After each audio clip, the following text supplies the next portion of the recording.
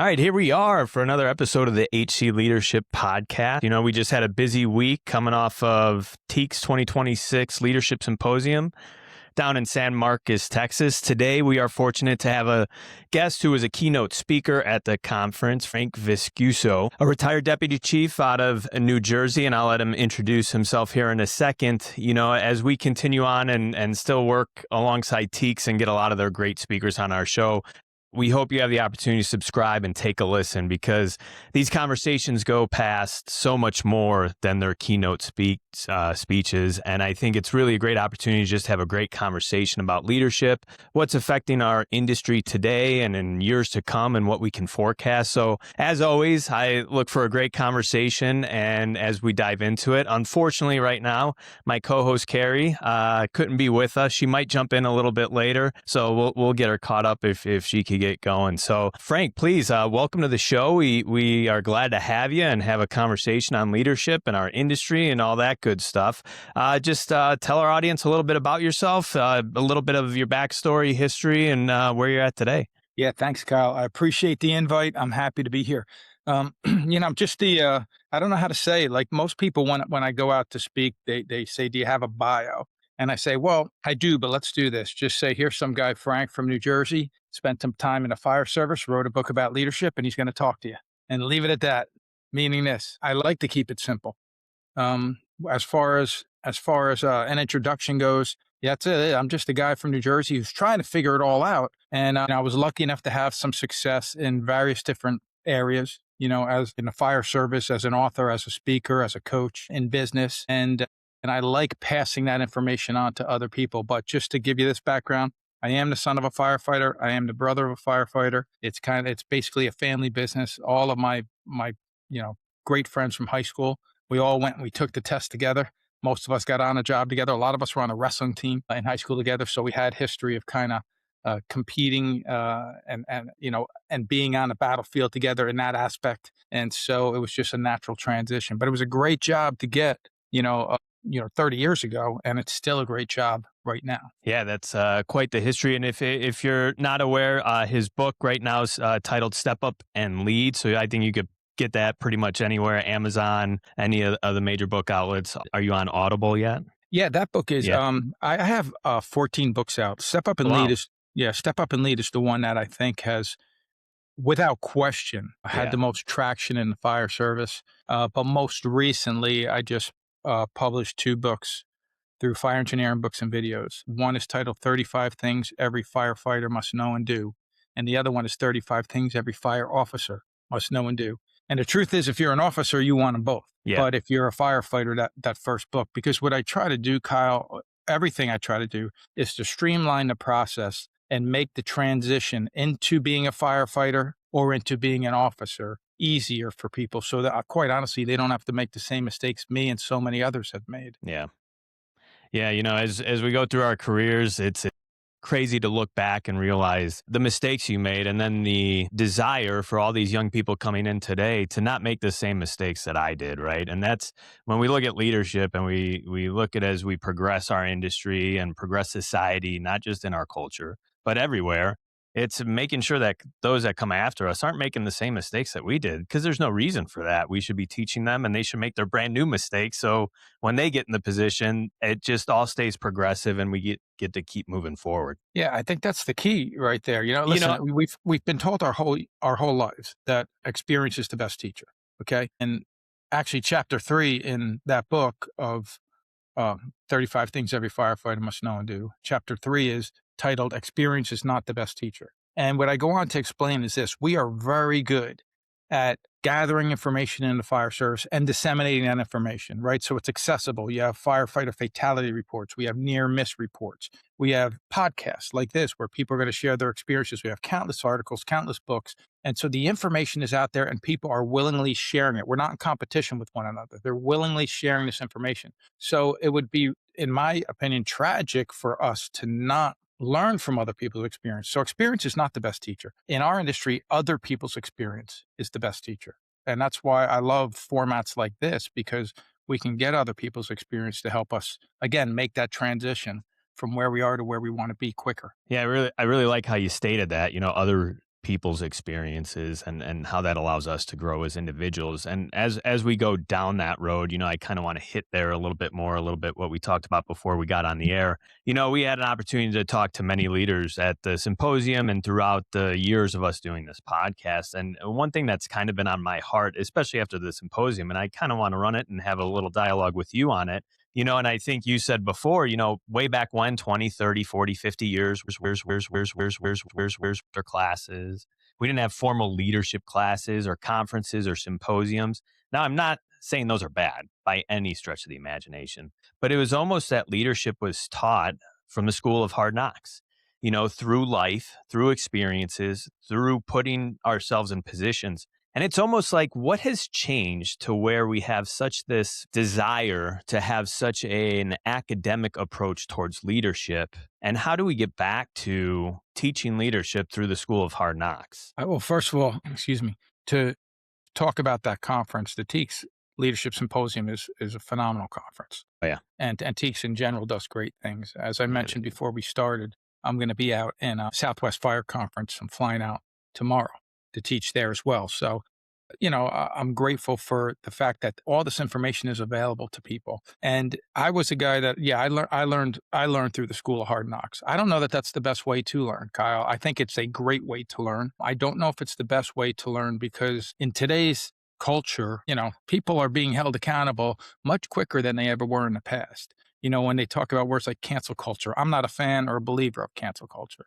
Quite honestly, I think it's a bunch of crap. You're telling me that if somebody made a mistake 10 years ago and we dig up their past and say, look what they did 10 years ago, and now let's hold them accountable and now their job's in jeopardy. I mean, that to me is crazy because what we're saying is we're not giving people a chance to learn and grow and change and get that hard knocks education. So that's why I'm so glad that there are conferences, there are books, there is information out there to help us, again, get there quicker. But the bottom line is if you don't take action, nothing happens. So at some point, you have to say, look, I can't read 30 books on leadership and be a leader. I can't attend 10 conferences on leadership and be a leader. I have to go out and lead. And what is leading? I mean, think about it. We have a world full of problem finders, right? We Yeah. need more problem solvers. Now, firefighters, by definition, firefighters are problem solvers. That's what we do.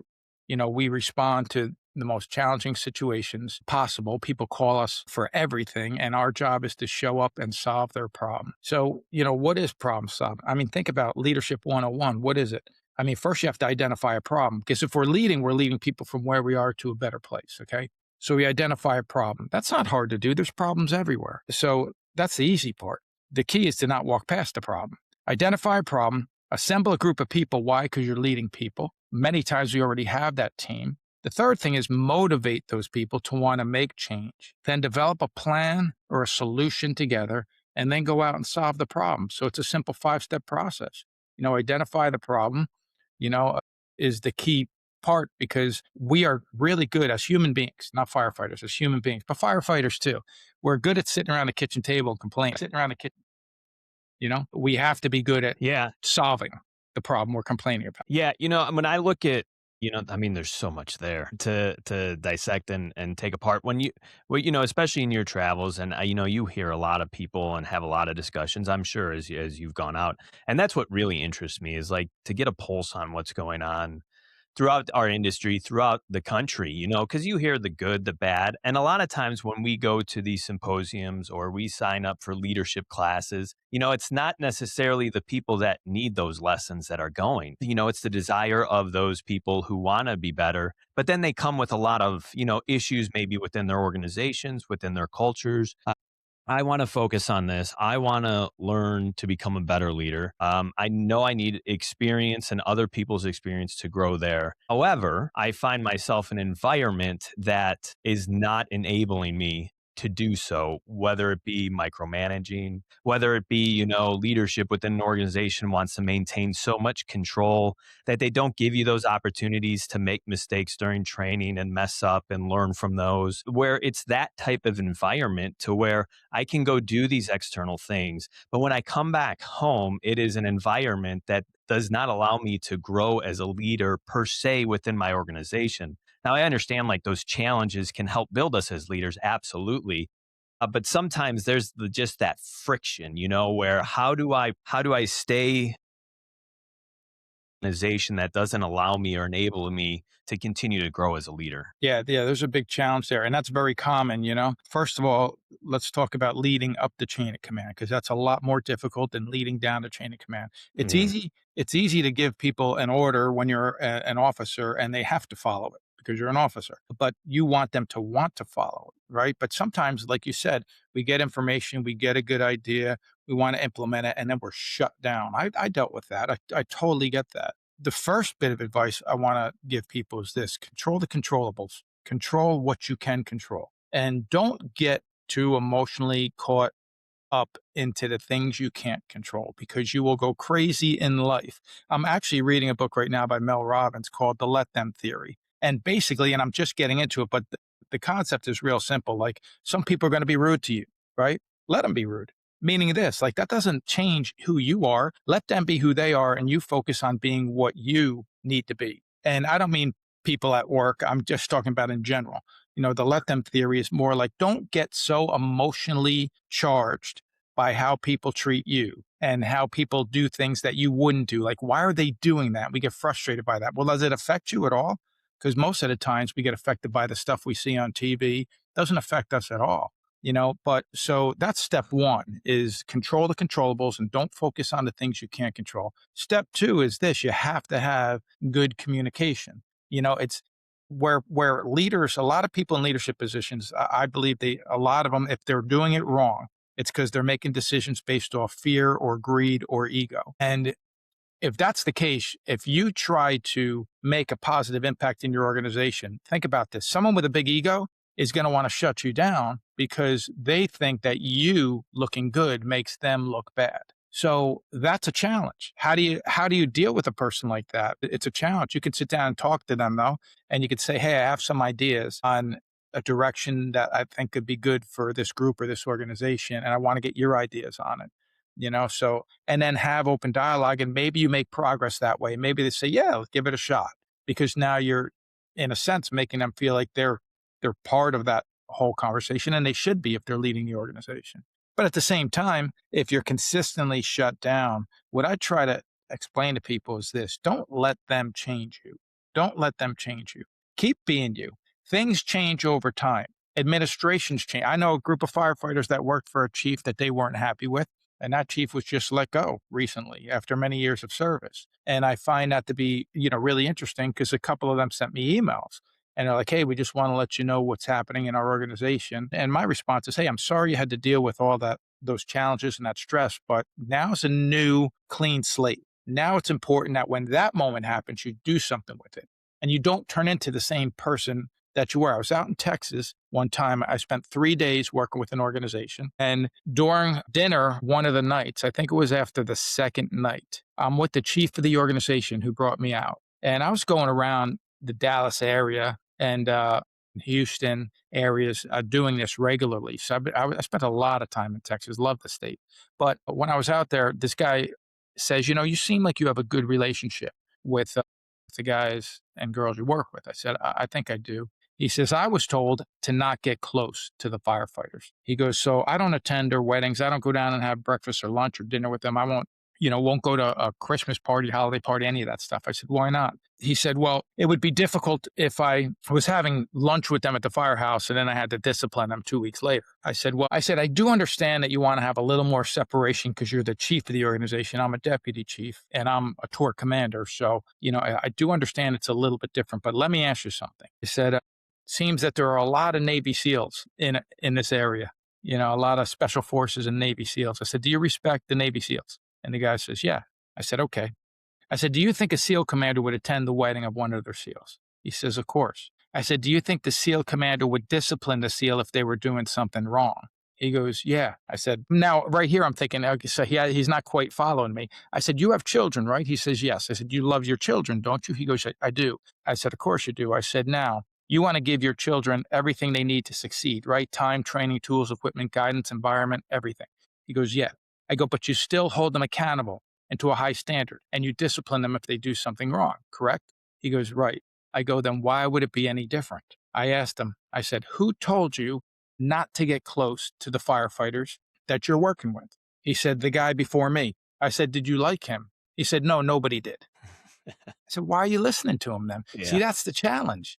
Yeah. Like everybody was happy the guy left. And now the new guy starts to morph into the old guy because you think that's what I'm supposed to be. And that goes back to the school of hard knocks, right? So here is now a guy that moves into a leadership position. And by the way, I went out to speak at at the Texas Fire Chiefs Association held a conference, and it wasn't the leadership symposium, but it was a different one.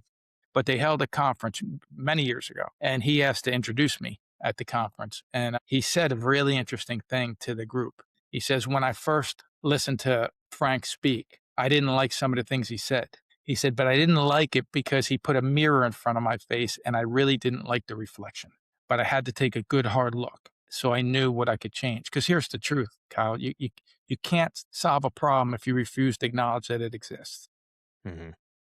So, hopefully that helps you because I know where you're going with the whole I'm trying to make change, I'm getting resistance from above. Well, these people that are getting that resistance have to remember that feeling when they do start moving up the chain of command. Because now you're in a position to make change in your organization. Remember that feeling so you can make other people feel valued and a part of the team, and you're going to get better buy-in. Yeah, it's almost as you enter a career and you end up in one of those organizations, where you talk about that chief who didn't like the chief that left and then started to become him. It just really illustrates very well how it's very easy to become what your environment is. And sometimes it's so hard to notice that we just become what we've been accustomed to for 10, 15, 20, 30 years. And next thing you know, we're the same exact person that we did not like. And it's like, what's going on? And we just keep the cycle going instead of, making that change and making that pivot. So it's almost for the young people out there starting your careers, like it's being aware of what you do like and what you don't like. And as you move up that chain and can make some changes and do some things, this is the opportunity to make those changes instead of staying the same old. One Yeah. thing that you were talking about a lot, and I kind of want to hit on very much because this is one of mine and Carrie's soapboxes, things that we talk about. And you talked about, you can't lose sight of who you are and who you're becoming. And I think over the years, when we look at leadership classes, it's always been about servant leaders and serving others. And somewhere in the mix, it's almost like we forgot to, like you said, look in the mirror, when there's a problem and you want to point a finger and you want to blame and you want to deflect, the first spot we should be is in front of that mirror doing that before we go out. And more so, the more you move up, and it's one thing I try to tell all the young guys that I'm with, like, you have to have this radical self-awareness of who you are, Mhm. why you are the way you are, a sense of purpose and identity beyond any title that Yeah. you have, beyond any job, and focus on these things. And it's a constant evaluation your entire life. You're never done. We all have weaknesses, we all have strengths. So let's talk about that. The self, when we look at self, because a lot of times on the surface, when we say this maybe in front of an audience, it sounds extremely selfish, like I got to work on me. But No, in it doesn't. reality, You're right. right? In reality, it is not. It could be one of the most unselfish things you do, but it's also some of the most humbling work you'll do and some of the hardest work you'll do. I think that yes, it's good to be a servant leader. I believe in servant leadership. At the same time, you don't want to be an enabling leader, meaning enabling them to do bad habits just because you want to make them happy. That's not Mhm. servant leadership. You're not serving anybody by doing that. So what it really comes down to is standards and having high standards. Now, the thought on standards is very interesting because I used to say for years, basically, minimum standards are one step above inadequate. I used to say that I heard it from somewhere and I just repeated it. And then I started thinking, you know what? That it really all depends on what the minimum standard is. Because if your minimum standard is high, like if you follow college wrestling, follow Penn State wrestling, I mean, they have freshmen coming in beating number one ranked kids in the nation. Their standard is so high in their wrestling room. They recruit great recruits, but they build this belief in you that you're as good as anyone else you're going to wrestle. And you need to go out there and remember why you do it. And they preach this message of have fun. It's just the match really doesn't mean that much when it comes down to it. It's just a wrestling match. It's preparing you for life. But I think what they're focusing on preparing these kids to do is to get through the suck, right? Because in life you're going to go through periods where things are really bad. In your career, you're going to go through periods where you have challenge, and you have to be able to get through that. And it starts with you setting a high personal standard and being that example, being a true example. of what it is. And I'm not talking about, hey, we have NFPA standards, we have standard operating procedures. I'm not talking about them. I'm talking about your own personal standards. How do you show up? How do you build relationships? How do you approach training? What's your goals? How do you communicate? Communication's a key, right? Like, what is our goal? Our goal is to provide the best service possible at all times. That should be every fire department's goal. You could do away with all the mission statements. Just put to provide the best possible service at all times. That's our goal. And then it comes down to this two words: specific intent. Is what we're doing right now or what we're about to do going to help us accomplish that goal? If the answer is yes, do it. If the answer is no, you might want to reconsider. And this doesn't mean, hey, we always, everything's about the goal, the goal, the goal, the goal. Sometimes the goal is let's sit back, let's have some downtime in life in general. I mean, there are days I wake up where I'm like, you know what? I have a lot to do today, but I think I'm going to take the morning off. I'm going to catch up on that show on Netflix. I'm going to do this. I'm going to do that, whatever it may be, because we all need that time to kind of decompress and center ourselves. And once we recognize that, because if you're going, you know, all the time, 100%, stress works like a carbon monoxide detector, right? A little bit over a long period of time is going to set off that detector, just like a sudden introduction of carbon monoxide will. If you're going all the time. So we need to kind of step back and take a break. And because that's part of how we are as human beings, you need to recognize that in other people and say, hey, you know what? Team's been working really hard for a long time. We're accomplishing our goals. They're doing great every day at work. They're doing great out there in the field. Let's do something so I could show them I appreciate them. And so it's all connected. And I don't know. I feel like I may have went a little bit off topic on that, but I think you understand where I'm going. Yeah, it's such a it's just crazy how it evolves, and this is one of those topics that has been talked about for years now, and I think it's growing, and the conversations are becoming more difficult to have. Like that one at that one conference that said they didn't like what you had to say, but then they're able to look in the mirror, and it's really being able to have these hard truths, right? And not just make leadership look like it's this thing sitting on a throne and listen to me, I'm the boss, but it's something so much deeper than that and really takes a level of work that maybe we just haven't experienced before. And it's the direction where we need to push to where people want to do that deep internal work on themselves in order to build cultures, industries, and the people around them. Yeah. Yeah. Well, that's it. I mean, and it does take work. And I think that it's like anything else, it's a process. We're just on the topic of leadership in general. I've been asked the question often, are leaders born or made? I do believe that there's certain aspects of leadership that are in the DNA of some people. I don't know that I had it. I know for me, it was a lot of self doubt. You heard my keynote. I opened up my keynote talking about one of my biggest challenges is being an overthinker. Hmm. I overthink everything. And when you overthink, what happens is you create a lot of stress, Yeah. a lot of anxiety. I even had panic attacks when I was in high school. Never told anybody about it. Why you didn't talk about stuff like that? I didn't know who to tell or how I would explain it. I'm thinking something's wrong with me. In retrospect, what was it? I don't really know. I'm not sure exactly what caused it. Was it a chemical thing? Was it me not just being able to get my brain straight? But for me, what I needed to do is I needed to learn to focus on things that are important to me. And it just so happens that one of the things that I was very drawn to was the concept of leadership and team development. And it's interesting, Kyle, because I really, after probably my ninth or 10th book on leadership and team development on those topics, I started to share a story from high school that made me realize exactly where my passion for being on a team came from. And it came from when I was in high school, I was on the rowing team. And rowing wasn't a popular sport in my town. We row on a polluted river with hand me down equipment, right?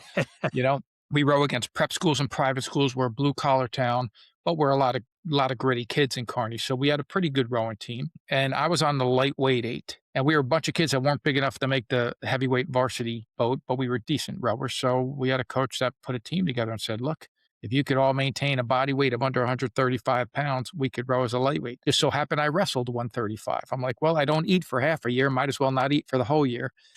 My junior year, we were excited because we wanted to be the first eight in our town to reach the national championship, one of the six fastest boats in the country. And what happened was just before we went down to that national regatta, our head coach decided to break us up into two teams, two fours. And now we had to compete against each other. And our coach had to choose who's the A team, who's the B team. And it wasn't, national and American. It was A and B. So you knew you were on the good team and you knew you were on the what's not the better team. And now we were upset about this because we felt like a family.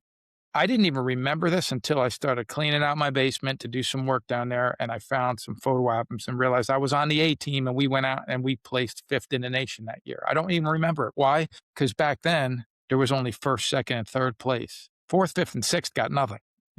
So it's not like today where you feel like, that whole participation trophy thing that, Right. that didn't go on back then.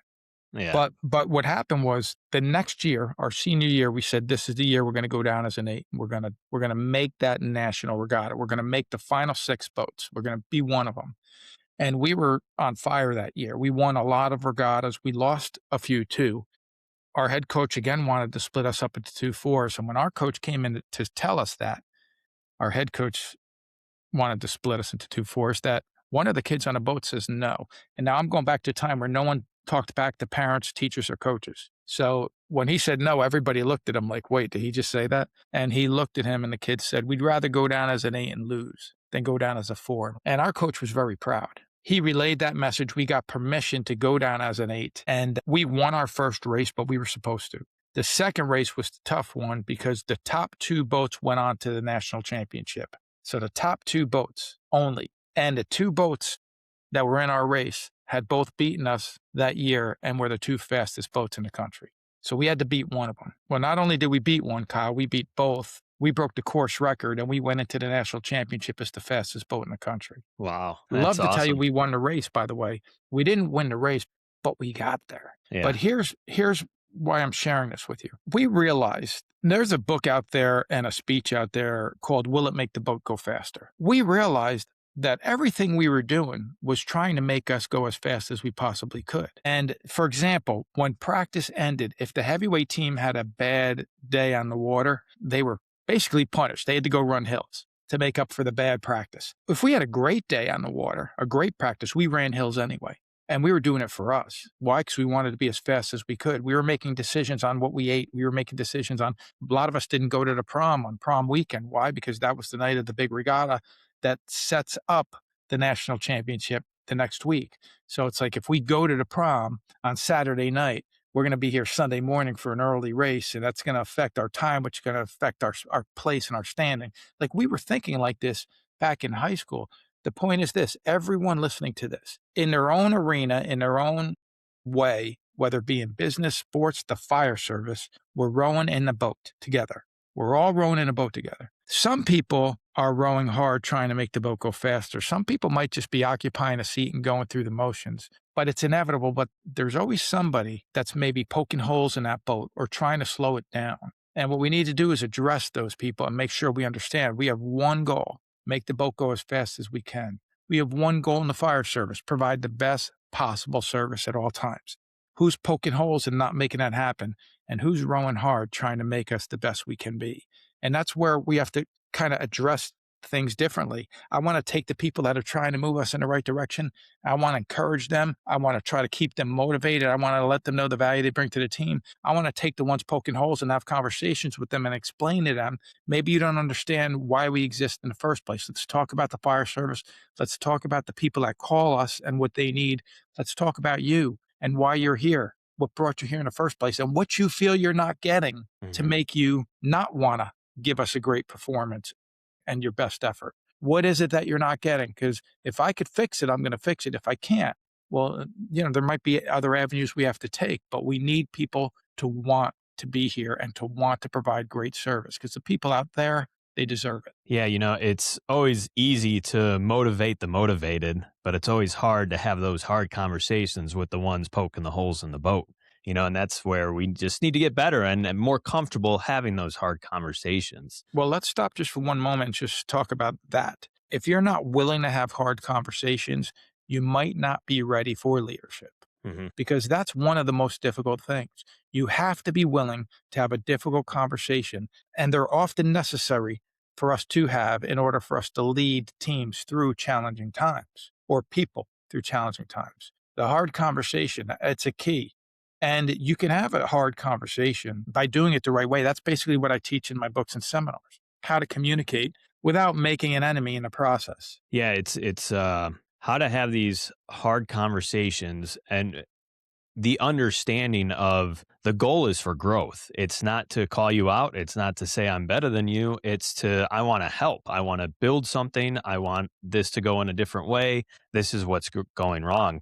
And, I always say this is one of the big aspects I bring to the young people. Like it's based on your reputation the day you come in to where you can have those conversations or not. And over the course of the career, depending how you are, your personality, the characteristics you develop, some people you might be able to have those hard conversations much easier than somebody else based on respect and trust and so forth. So you got to start that very early on in your career. And a lot of that, by the way, hard conversations sometimes revolve around criticism and constructive criticism. Most people don't like criticism because for a couple of reasons. One, maybe they have a big ego, and who are you to tell me that I'm doing it wrong? Or maybe they have low self esteem and it hurts. Or maybe the person providing the criticism is doing it wrong and they're being minimized instead of criticized. So, best-selling author Daniel Coyle, he has a saying that he uses, and I believe it's, I'm giving you these comments because I have very high expectations and I'm confident you could reach them. So what you're basically saying is this: you're part of this team. This team has high standards, and I am confident you can reach those standards. So, that's a way to have the hard conversation, is by framing it the right way. And then you have to have hard conversations sometimes with people that are unhappy with your service. Something happened, somebody had a bad interaction with a firefighter that was off duty, maybe on duty, maybe something is, a lot of water damage and broken windows in their house, and they don't understand why and they're upset about it. Anything can happen where somebody is upset. And I teach people to remember the acronym LAST, which stands for listen, apologize, solve, and thank. When you're having a hard conversation, start by listening. You already know how you feel about everything. You want to know how they feel. So start by listening to them. Listen to what they have to say. Apologize that they had that experience with your organization, even if you had nothing to do with it. Solve their problem by mutually agreeing on a solution, but then thank them for bringing it to you. Because it goes back to this: unhappy customers, they're our greatest source for learning. Okay. We can learn how we can do things better. So I'm grateful when somebody says, hey, even in my class, I once in one class, and I've been saying this for years, unhappy people want you to be unhappy too. They want to convert you.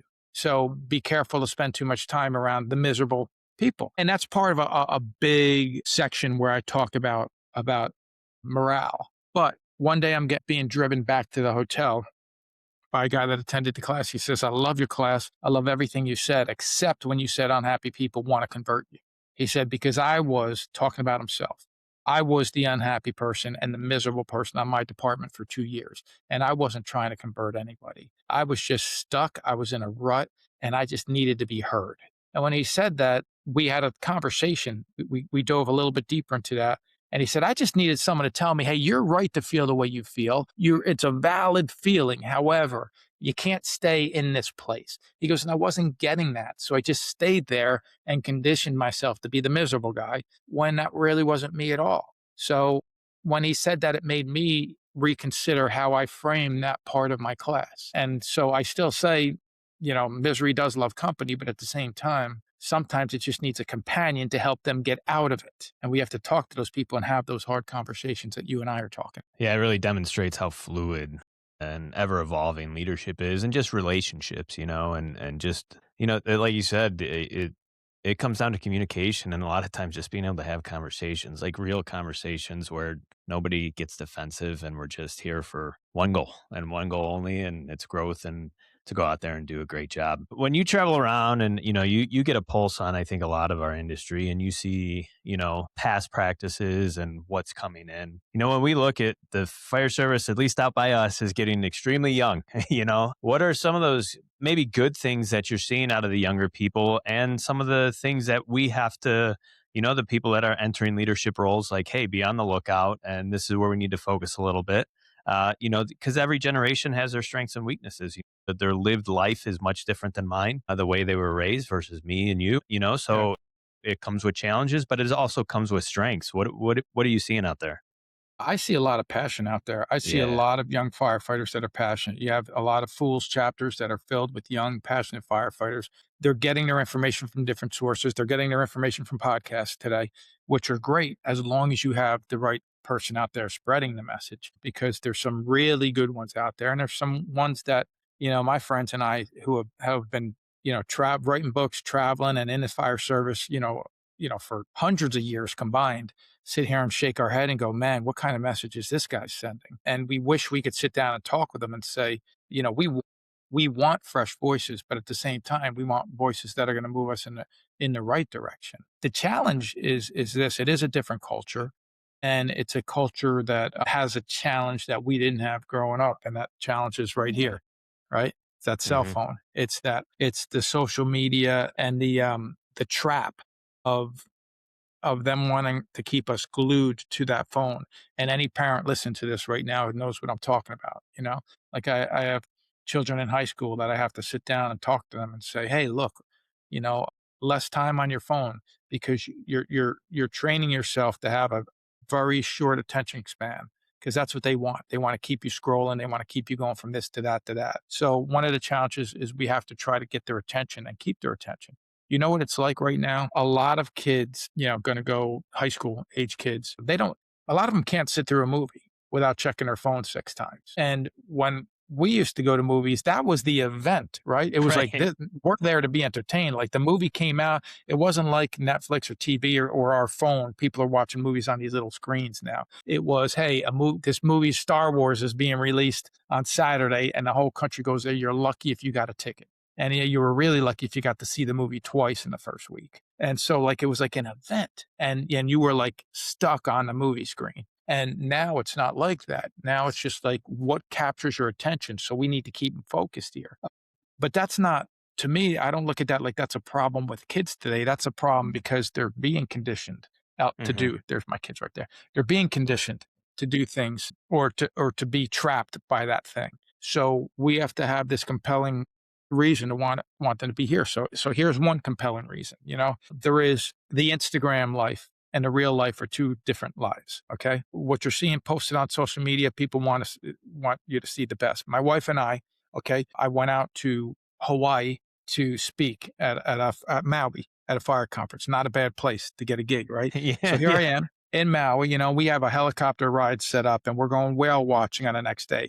We had, speaking 4 times while I'm out there, and I'm excited to spend time. We're going to a surf contest. We're going to this amazing restaurant, Mama's Fish House, which is the hardest restaurant probably in the world to get into. We got in because one of the firefighters has a connection there and was able to get us in, even though I tried 3 months earlier to get a reservation and I could. So like we have this unbelievable time plan and it's this great event, right? And we have a little bit of time, about 3 hours one morning where nothing's going on. And the hotel, it's the Ritz Carlton. It's right on on the beach. It's got this private little beach. I'm like, let's just go sit on the beach for a while. And that's what we do. We go and we sit on the beach and we have this amazing time. And while we're there, a couple comes up and she must have been an influencer, right? And he's just snapping photos of her. And you could tell she's not there enjoying her time. Like she's posing for the photo and then they leave. And I said to my wife, I go, you know what? That's probably for TikTok, for Instagram, for Yeah. something like that. And I'm thinking, so it's going to look like she had the most unbelievable time on this beach today. She was there for 6 minutes taking photos, but we're here for a few hours really enjoying our time. And what I want kids to understand, everybody to understand out there is, don't fall for that trap.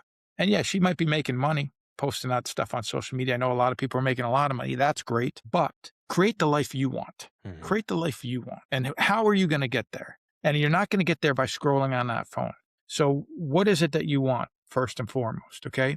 Okay. If we're in the fire service, hey, a lot of people are drawn to this industry. They want everything from the adrenaline rush to actually like legitimately helping people to be part of a team. They want to have that camaraderie where you're sitting down with people at that kitchen table and you're laughing about things and you're having parties together outside the fire service and you're getting your families together for events and you're doing picnics and let's all go catch a ball game together because not everybody has that type of job, right? So whatever draws you to it, I'm not concerned what draws somebody to the fire service because I had one guy tell me, look, I recently got engaged. My fiance and I live in an apartment. We have a child together. I want to get married.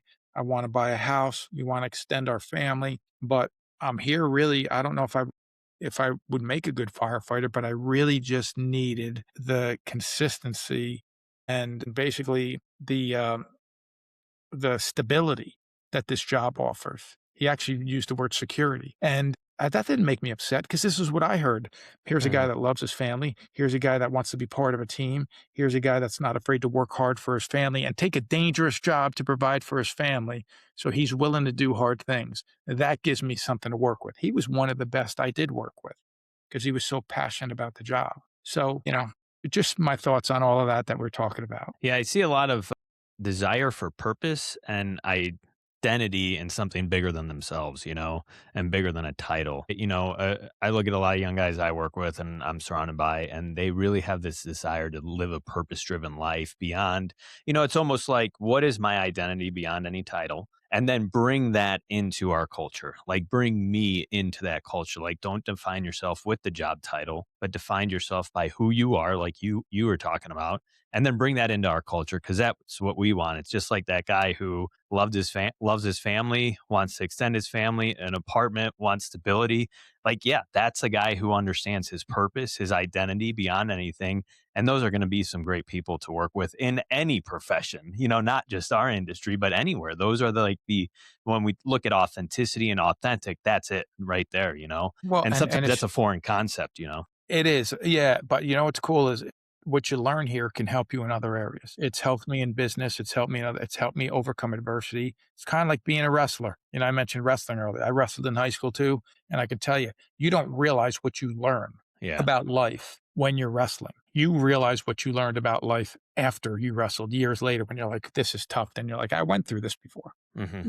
It was a 6-minute match. This might be a 6-month ordeal, but I've been through this feeling before where I feel like, hey, yeah, I got the odds stacked against me. But so let me figure out how to win the next position because I just lost a couple positions. So let me figure out how to win the next one. And it helps you for that. Firefighting's the same way. It helps prepare you to do difficult things. And maybe you'll start a business or a podcast or want to write a book and you'll be like, you know what? I'm going to go through this process. I know it's not going to be easy, but I do know this. If I keep moving in that direction, eventually we get the end result we were looking for. And the other thing is this, you could do everything right on a fire ground and things can still go wrong. We know that. So it actually prepares you for that part of life too, to say, you know what, I took the right actions, at least to the best of my ability, and things went wrong. And you have to figure out how to cope with that and deal with that. And sometimes these lessons prepare us for that. Yeah. So, I kind of want to wrap up a little bit, but I want like we're going to look at like the 100,000 foot view here. And if you could redesign leadership development today through your experience, the things that you are currently seeing in your travels, keeping what works, but restoring what we've lost, what would that look like? And I know that's a very deep question, but it's almost that call to action for everybody. Like, here you go. Well, listen, I'm also a baseball coach, right? And tonight my boys have a pitching lesson with someone who pitched D1 because I did not. So I don't know how to teach them this. I teach leadership the way that I like to look at a pitching coach. A pitching coach is going to show my boys tonight some new pitches. And he's going to say, try this grip. And they may try that grip and say, I like this. Or they may try it and say, I don't like this. And then he may say, okay, well, how about this one? And you can't just throw it once or twice. You're going to have to throw it, 30, 40 times before you think, hey, this is one I want to work on or this is one I don't. And a lot more than that if you do want to work on it. Leadership's the same way. It's like a buffet, right? If you go to a conference or you read a book, take what you want out of that book and use it to help shape you. Because like before we started, that TEACS conference that I spoke at, you mentioned that before we started recording, you had Buck Showalter, and on a show, and I was lucky enough to speak at a conference just before that conference, and when I sit and I listen to Buck speak, one of the things he said was he was talking about one of his players where he said, "Look, all I need from you, I just need you to play shortstop. I don't need you to do all the other stuff that everybody wants and expects from you. I need you to come here and just do your job and play shortstop." And what I took from that was this. I like the directness of it. Okay, okay, this is what I need from you as the leader of this team. This is what's expected of you and just focus on this. Okay. So you can listen to one thing and you could say, I like that. Now you put that in your toolbox and say, all right, when I need to address stuff and have that courageous communication, I also want to be direct. I don't want to dance around it. And this is what we need. Okay. So grab the information you can from all the sources out there, and you need to start filtering it. But you also need to understand, like, this is a credible way to get information, a good podcast with a good host, again, be careful by jumping on the wrong ones or to listening to something from somebody that's not in our industry that's telling you the wrong things. And then all of a sudden you go to work and you're like, well, I just learned this on a podcast or by reading a book about XYZ. Well, that doesn't apply here. You know, for example, just like, recently I saw somebody posting something about no one can tell you what you can and what you can't say. You could say whatever you want, free speech, and they're 100% right. This is America. You have a right to say anything you want, but free speech isn't free from consequence. Our employers have a right to determine whether or not they think we could effectively serve this community based on our actions and our words. And that's the message they really need to hear, because that person that's spreading a message like, hey, you say and do whatever you want and screw them. If they're not the leaders you want, you don't have to follow them. Man, you don't want to work in a fire department if that's going to be your mindset, because what's going to happen is you're going to be brought up on insubordination and you're going to end up affecting your career. So you have to make sure the stuff you're filtering, hey, man, this is from a credible source, someone who's achieved a high level of success in this industry. So, I'm going to follow that advice and kind of go in that direction. So as far as redefining it, all the avenues to get the information, they're out there. The books, the Mhm. podcasts, the videos, the seminars. I had somebody just text me this morning, and I had an email 2 days ago from people I don't even know because my information's on my website. And the email was somebody telling me some of the challenges they're going through from their department and how they've had so many chiefs and so many city managers over the course of a short period of time, and they're having leadership challenges. And I wrote up some stuff saying, well, here's my advice in a direction that you might want to start. And is this happening? And we're just trying to solve that one problem. Okay. So he's out there seeking information. The way to access people is different today. That's the one beautiful part about this. You can get a hold of anybody you want Mhm. and then reach out, get the information, but then apply it, take action and learn. Document things, keep a record yourself of what worked and what doesn't work. Keep a record of the books you're reading, so you know that you're on the right path. Matter of fact, when I see my buddy Jason Hovelman recently promoted a book Upstream, and it's all about solving problems, and he promoted it, and I immediately, like, literally clicked on Amazon, Googled the book or searched the book and ordered it right there. Just because I'm like, he's a credible guy. I love everything he says. I love what he teaches. I love what he's about. I know him personally. He's a dear friend. So that's advice I want to take. If he thinks that book's of value, I want to read that book too. So gather the information, but then take action. Yeah, it's almost like find your people that you can listen to, trust, and find your resources that are credible from people who have that lived experience and Yes. take and run with it while you're filtering out everything else. Yep. Yeah. On the Exactly. surface, we say that and it's easy, but it's a challenge and it's a lifelong lesson. Just in this conversation, we could have went 20,000 different directions just on a simple topic of leadership, and it's very fluid. And obviously we don't hit everything in every episode, and we could talk forever about all of this stuff. And that's what's so fascinating about it, because it comes down to human behavior and the psychology behind all of it. And just as you said, sometimes it's this simplicity of communication and conversations, and Yeah. let's go. Yeah, for sure, for sure. Leadership is both simple and complex at the same time. And it's complex because well, let's say why it's simple. It's simple because what we talked about earlier, we're solving problems, we're assembling people, we're motivating them, and we want to go from where we are to where we want to be. It's complicated because some people don't know how to motivate people. Some people don't know how to deal with challenges. Some people have a challenging personality to be around, but yet you're in a leadership role, right? So a lot of times we have to work on ourselves. I remember when I went to a fire captain's retirement party that I worked with, and he said something that meant a lot to me. He says, I always knew how to lead on the fire ground. He says, but I didn't really know how to lead in the firehouse. He goes, but you taught me that. You taught me how to lead in that soft, unhostile working environment called the fire station. And that meant a lot to me because we've had quite a few conversations about that where I would say, look, when you say this or you do this, what kind of response do you expect from them? Because what you're doing is causing friction and it's causing people to not really trust you. And if that's the case, that could spill out onto the fire. And we would have those conversations and he'd say, you're right. And that's what I love about him is he'd be like, yeah, you're right. That makes sense. And we would talk about a better way to approach it. We'd put both our heads together and figure out a better way for him to throw his pitch, right? For Yeah. him, what grip do you want to use? Here's one method, here's another one. I'm going to try this. And he would find what worked for him. Yeah. Well, I got to say, this has been a great conversation. I really enjoyed it. My hope is, someday we're able to cross paths again, maybe at a conference or somewhere else, and be able to continue the conversation because this is one of those things. Carrie couldn't be here, but we really enjoy talking. Yeah, well, tell Carrie that I'm sorry we missed her. I've been emailing her back and forth. So, I appreciate everything that both of you are doing. Keep spreading a positive message and keep putting this content out there because this is one of those areas and places I hope people go to get the information to help develop themselves. Well, thank you. We really appreciate that. And, our story, how Carrie and I got started is having these conversations with, leaders from all across the country it helps us grow, and hopefully we're providing good information out there for our listeners and we continue to grow it. So safe travels across the country. I know you're leaving tomorrow morning, right? And, Yeah, hope as I'm talking to you, I'm getting that weather alert that weather conditions have the potential for cause of operational disruptions and all that fun stuff. So hopefully I don't have that challenge. I have an early flight tomorrow. Hopefully we get out okay, and I'll be out in San Marcos, Texas tomorrow, and then teaching the next morning. I'm looking forward to it.